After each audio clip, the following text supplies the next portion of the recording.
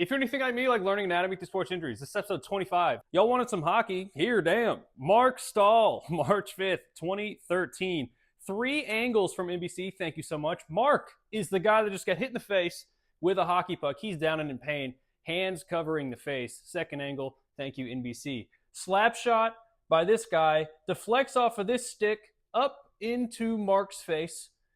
And he's down and in pain. Last one. Slow motion close up. That's not good. If you're Marc, that is up in his eyeball. It actually was just a little bit above the eyeball, and if it had hit his eye, he probably would have gone blind. But it resulted in an orbital fracture. Now, there's not one orbital bone.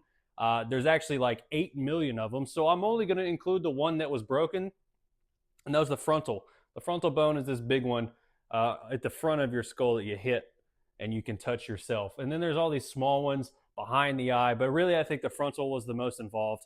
And his eye was actually involved here. He had a retinal tear. Now the retina is this yellow circle. It connects to the nerves in your eye, and it receives light and changes that into an electrical signal that goes to your optic nerve in your brain. And so what happened with Marc is this is him before his eye injury. You can see how both of his eyes look pretty normal. And this is afterwards. You see how this one is like really dark? His pupils are uneven. His right pupil does not react to light as it should.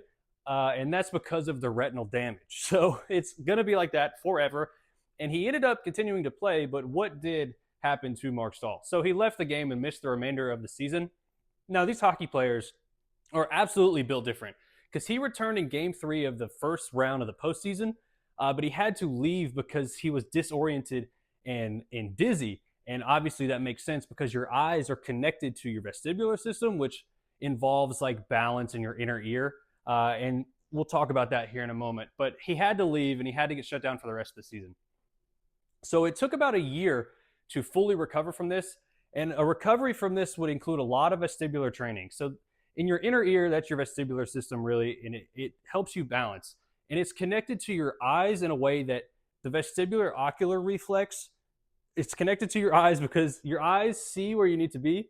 And as your head moves, your eye rotates with it and keeps you balanced, and your inner ears work together. It's really a whole very complex system. I'm not going to get into it, but that's what the rehab would look like. So what did Marc do?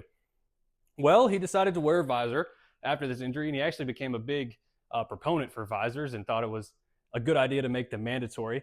He returned the next season and played the entire season, and he played for 10 more years after that, retiring in 2024. So that's Marc Staal.